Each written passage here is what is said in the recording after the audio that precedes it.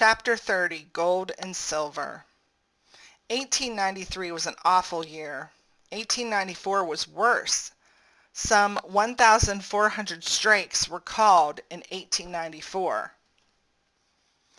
To strike means to stop working in order to face an employer to pay higher wages or to meet other demands. If all the employees of a company go on strike at the same time, it may force the company to shut down or find a replacement workers called scabs or pay higher wages. Workers were protesting low wages and poor working conditions. Many of them lost their jobs when they went on strike. You know they had to be hurting to risk that. Jacob Coxey was a farmer, a quarry owner, a devout Christian, and a dedicated reformer. His great-grandfathers fought in the American Revolution.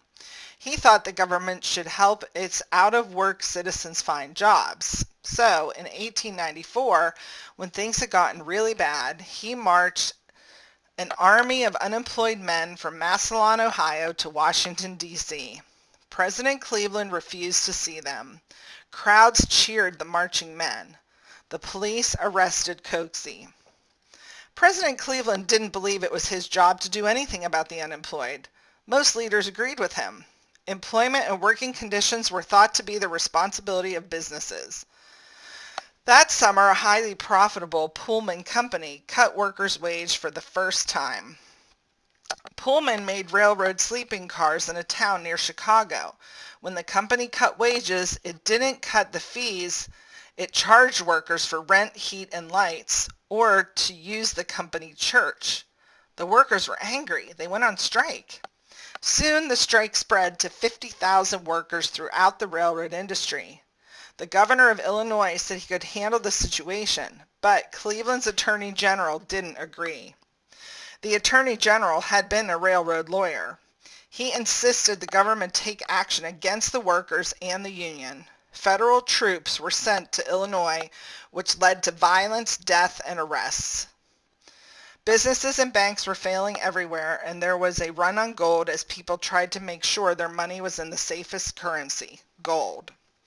The government's gold reserves were disappearing. President Cleveland blamed the country's money problems on an act of Congress, the Silver Purchase Act of 1890, which said the government had to buy so many $1 million worth of silver every year. Cleveland led the nation back to a strict gold standard. The Silver Purchase Act was repealed. The president became known as a gold bug. But it didn't help a bit. The gold reserves kept going down and down and down. That led to a crisis. The nation was in danger of going bankrupt. The United States would leave the gold standard in 1933. Today, you cannot cash in a dollar bill and get gold instead. Finally, in desperation, President Cleveland went to the country's leading financier, J.P. Morgan, and asked for his help. Morgan, with other bankers, gave the government gold in return for U.S. government bonds, which they soon sold at a profit. That helped stabilize the currency. But many Americans thought it was humiliating for the President of the United States to have to go to a private banker for help. The financiers seemed to have more power than the U.S. government.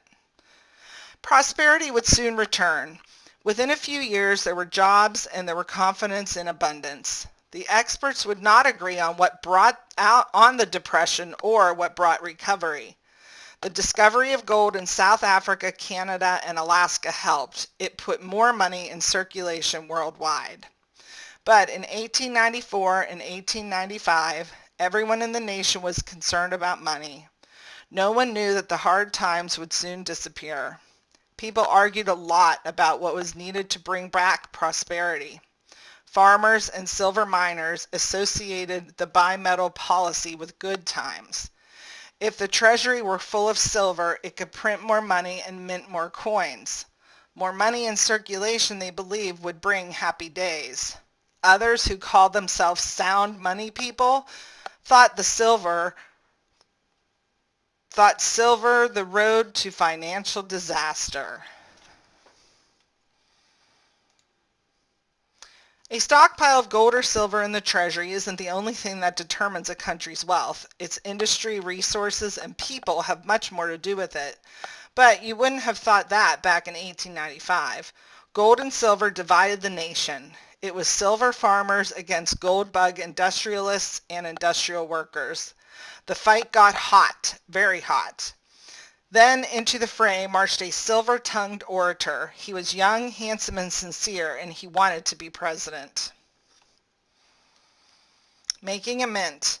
A mint is a place where you make coins. Today, the coins you use are mint at the U.S. mints in Denver and Philadelphia. The U.S. Bureau of the Mint has warehouses. They're called depositories at Fort Knox, Kentucky, and West Point, New York. Some commemorative coins are minted at West Point and at a mint and museum in San Francisco. Gold and silver coins, called bullion, are minted at West Point. Paper currency is made by the Bureau of Engraving and Printing in Washington, D.C.